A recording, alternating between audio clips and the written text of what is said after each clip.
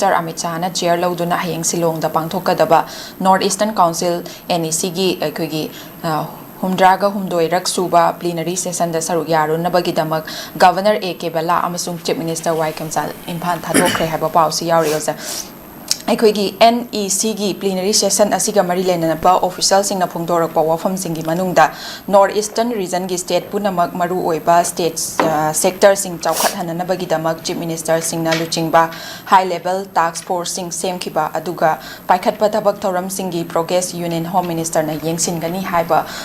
pausisu adum official singi site gi phongdoragi aduna oza aikogi session ase kamaina yengbe aduga aikoina kari expect tawbe haiba wafum dunu oza kari haibini mase ai akoi government bu hunmadi nate ko hoi adubu Mizoram ki Chief Minister ga yengna matam dane Mizoram ki Chief Minister sina kitang hena pre plan oiba man bagi mongom le ai tare Mizoram Chief Minister si state na lobo yaba center dagi grant in et natraga atai steps sing adu amarom na moi tribal state oiba suni akoi ga di manaroi akoi gi sidi Chief Minister oiba mi je adum financial matang da kok adum saraga project matang kok sara adum lakne ai tare mamdi akoi ga Maruina akoiga Assam gase Assam dasu general category de leba mi se mayam lere adu tribal dasu mayam lere ani sigi division of economy and ngasai ga hetare kayani sarkar gi services ena yengana ayama matamda minority ne haiba tribe sing sina akoida pali belengak sida blame to we culture am le hetare masigi pochi manipur government sina pre plan oiba motive ta akoina kari NEC dagi fund lorga tribal sing sigi chingi kari gi help to we independent oina charan baya bana karino akoi gi CM gi through government gi finance department gi through da chat baya basina karino hai base yenga kanda independent oiba jaga du da su neutral support ama government na PB bam changi ko adagi samna hai da akoi gi samna hai da hoji lairiba hill area committee sida moina demand to riba hen import obaga hai base da akoi education sector da akoi NEC gi through da natraga atopa funding yenga kharaga hena pithokpa yabra moi development se kharen tawjana ba ko adagi ngasai rural road lambi ade urban nataba rural area gi lambi semda PMGSY nataba ade hadi ngasai gi nemsak gi gena pai department se nataba atopa da manipur government gi direct help ta kari mateng bang bi through NEC funding gan suma khara yengom changbra entrepreneurs gi kari pang bi wari bu ko masidi yamna expert oiba CM da advice to gadaba committee im lei gadabne ko akoi gi North East Council da hana thabak toramba natraga North East Council gi project se bu pa jana khangba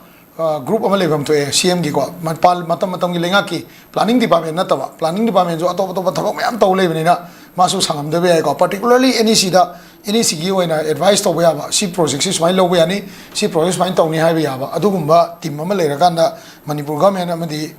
Chief Minister Chief Secretary je mapani na thokadam na hai tare akoi manipur na tawreba culture city matam gi NEC gi meeting la ko matam da madugi funding gi North East kai thar ko paisa du gi se samna ha da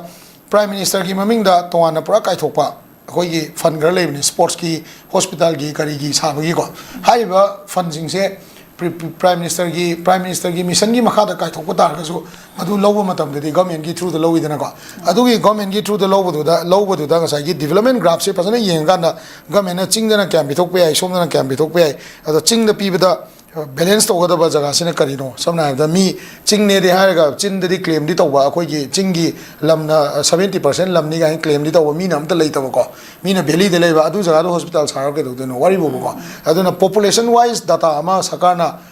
actual data ama yeng magi tangai pha do am chauna lei ne ai tai masi gi poche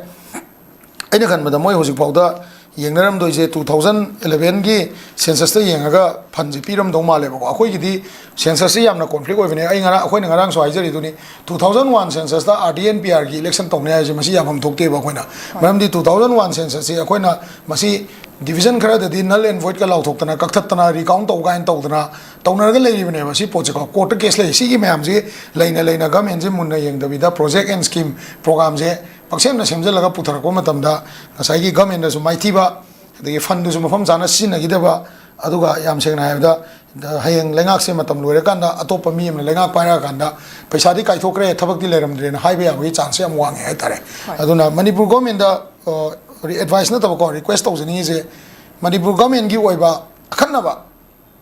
akhanaba sugumba NEC gi kari gi tawri se planning department na taba CM de advice to gada committee ma lebam thoye ko haiba committee se XIS officer no resu hai project yam pai ba consultant project body mana or shai mana kauning kan kau ya ba ko adu mayam do leiradi any sigi meeting gum je chat pa matam da yam fruitful organi na tradition tara ga la koi phibam de leiradi madu afaba symptom na thena smain tam Phagat